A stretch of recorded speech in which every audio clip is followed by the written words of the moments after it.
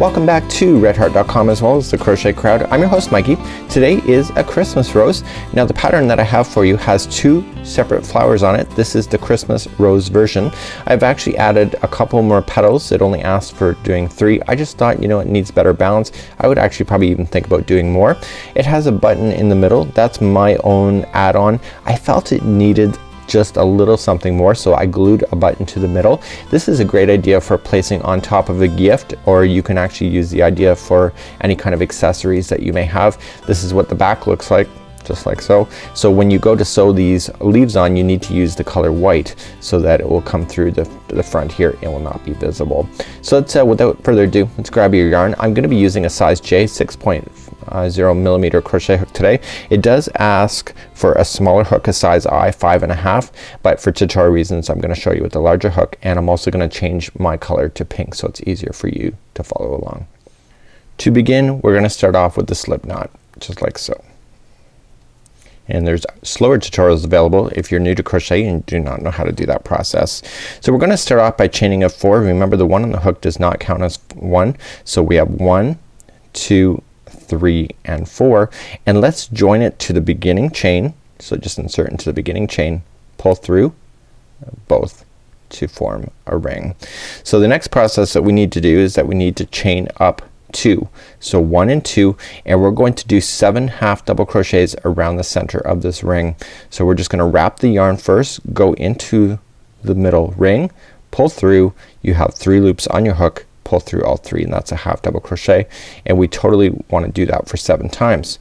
Now the chaining of 2 counts as half double crochet as well, so in actual fact when you go to count the number of posts that are going all the way around, you should have the number 8 when you're counting. So let's continue to speed up.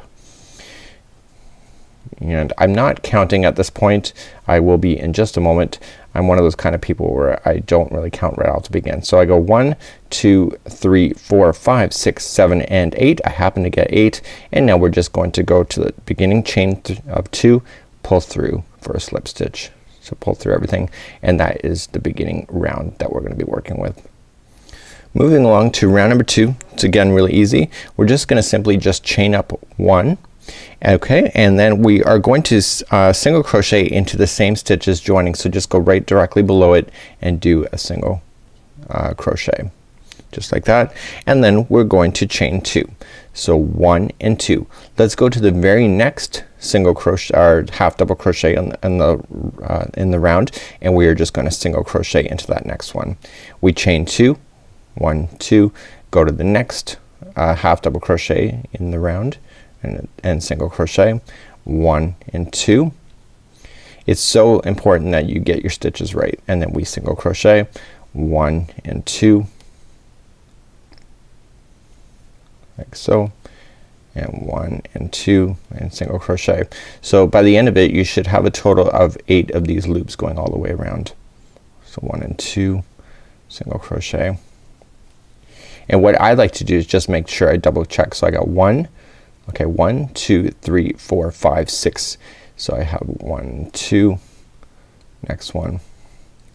So that means that there's 7 of these, and of course to join it back to the beginning I have to chain 2 first to create that final 8th, and I just slip stitch it to the beginning of the chain when I started. So you have a total 1, 2, 3, 4, 5, 6, 7 and 8, and that concludes off round number 2. Okay, let's begin round number 3. Round number 3 is really easy. What we need to do is that we need to pay attention to these gapping spaces that go all the way around. Once we start putting in our petals, for example, this one here is gonna get hidden because there's gonna be so much going on in this gap, and so we gotta pay attention to that. So the first thing we need to do is that we need to slip stitch into that gapping space first, chain 1, and then double crochet 5 times into that same space. So that was 1, 2, 3, 4 and 5. We chain 1 and then slip stitch back into that same gap.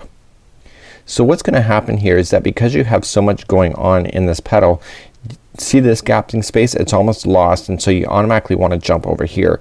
We need to make sure that we get into every space that goes around. There should be 8 of these petals. So we simply look for the next one, which is right here. It looks compressed, but it's truly there. You slip stitch first, 1 chain, and then 5 double crochets into that, and do that all the way around. And when we come back, I'll show you how to finish this round, and then we'll move up to the next. I'm coming all the way back around, finishing my final petal. There should be 8. I'm chaining 1, and then I slip stitch just like so down like this, and now we're going to begin the next round, and that'll be round number 4. Okay, let's begin round number 4 together. Round number 4 is really easy, but we have to move ourselves back to the center area here, and there's a really easy way to do that. So here's what I'm gonna tell you to do. You need to chain 1 first.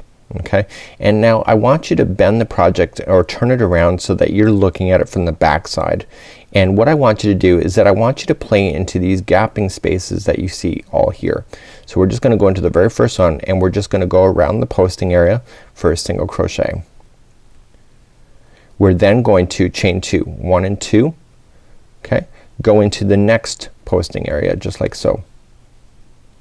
For a single crochet, 1 and 2. Go into the next. So you could fight your way to bend these petals out of the way, but if you're actually working in the back like this, so much easier. And what this is doing is it's creating a whole section for you to play with to create your final layer of the flower. Okay, so we're just continuing to single crochet, chain 2. You should have a total of 8 of these going all the way around because you have 8 petals to work with at this time. So 1 and 2.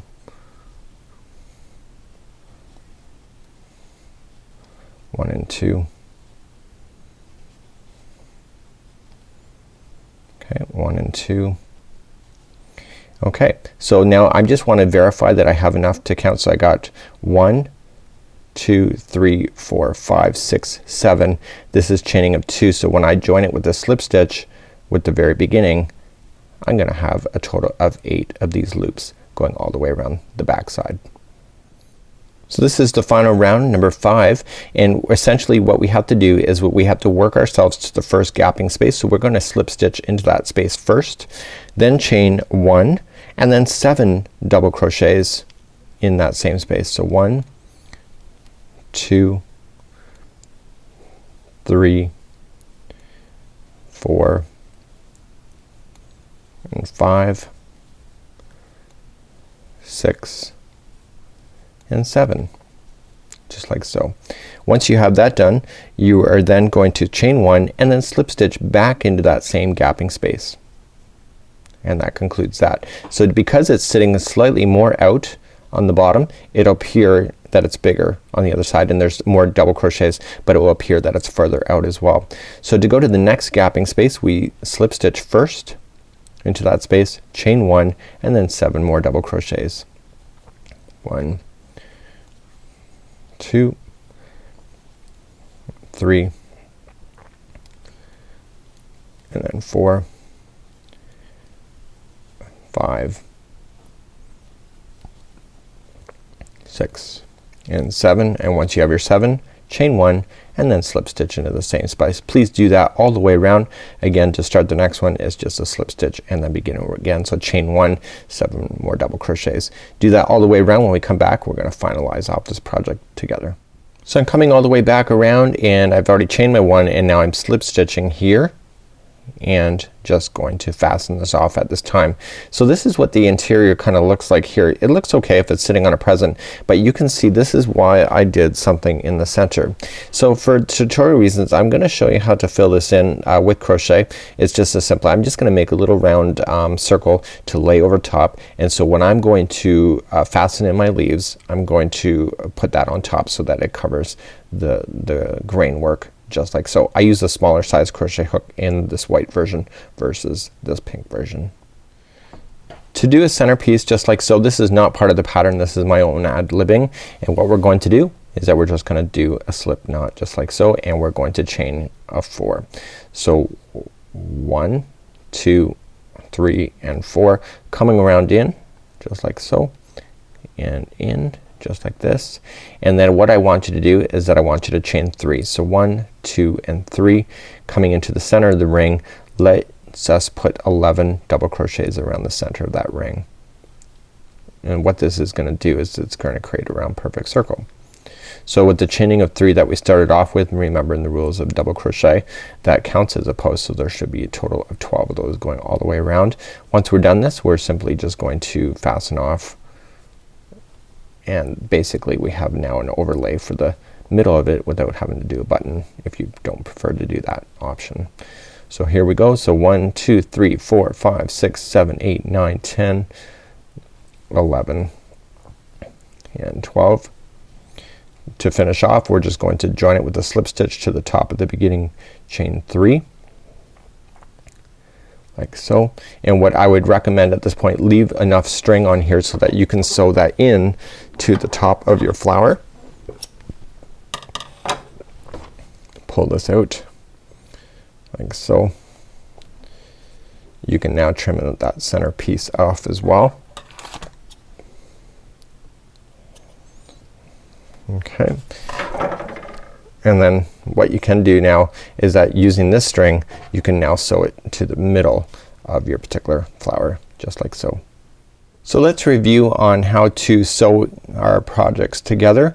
So we haven't done the leaves yet of this particular rose, but I want to just put this middle piece on first.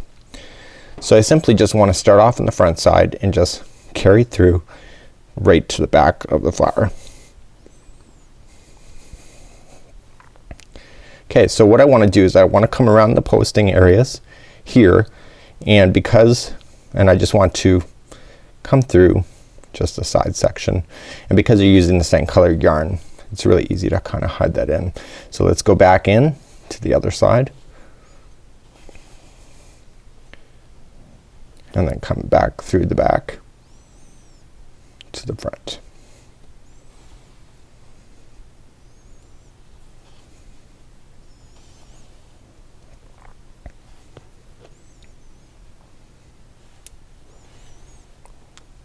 It's a great way to hide that framework, in my opinion. Now if you really looked at the photograph, you would have seen that the framework is actually very visible. I just thought to myself, you know what, why not try to fill it in if you can with something a little more cute. So once you come all the way around, I'm almost done. That's how quick this is gonna go. And I'm just going to fasten it off on the back. So how to fasten off is that I want to go in and just slide it in some stitches. Don't not go to the front side, just like so. Go one direction, going into a different space of different stitches, just so you're capturing different fibers. A sharp needle really works well for this kind of idea, and then go in one last time in the other direction. By going in different directions just like so, you can actually really lock this in permanently into position. And now let's get rid of all of the loose ends like so, and now we're ready to create the leaves next.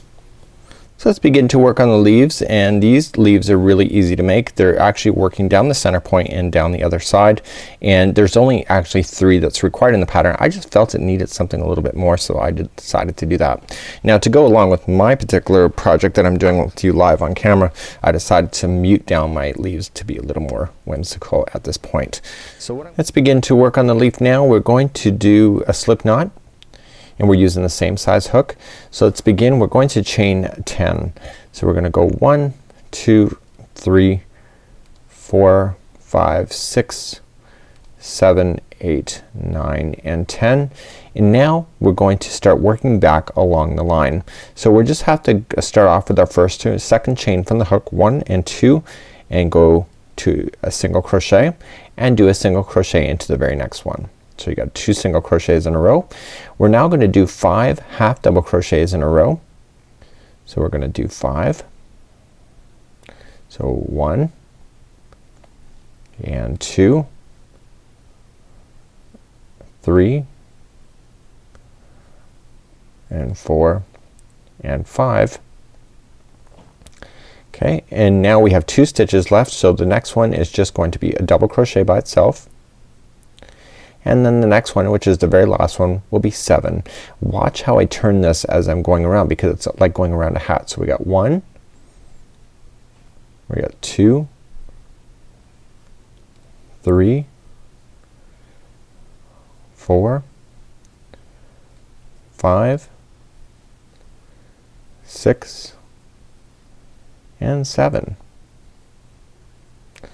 Okay, I'm just gonna pull everything nice back and tight again.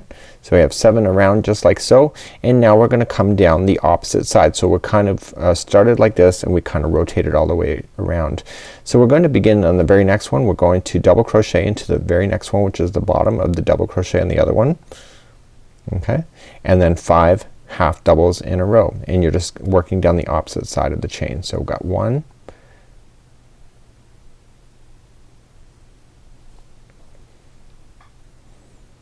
so we now have 5 half doubles in a row. We just look for the spaces, you can clearly see them, and we have 5 in a row. So 5 half doubles. So 1, 2, 3, 4, and 5, leaving us 2 stitches left, and on the very final 2 we are just going to slip stitch together just like this. Okay, and that provides a nice point, and then essentially what we're going to do, just trim, and now we're just gonna weave in our ends to do that, and then we are just going to just take a darning needle and hide everything, and this is what your leaf looks like that is underside of your particular rose. Okay, and I'm just gonna use a darning needle at this point and just really hide in that loose end, because it's on the point you will actually see it.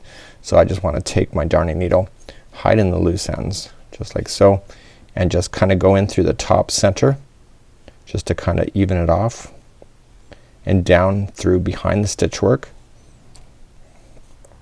Okay, so that should equal that. Yeah, that's good.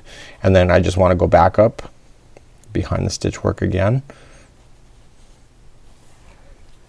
like so, and now I have my leaf. So I'm just gonna trim that off. So you have to do 3 of these is if you're following the instructions. If you're not following the instructions, you can ad-lib whatever you want to do, and then remember that you're gonna get rid of that middle one as well. So there'll be no loose ends out of here, and we're gonna use the same color.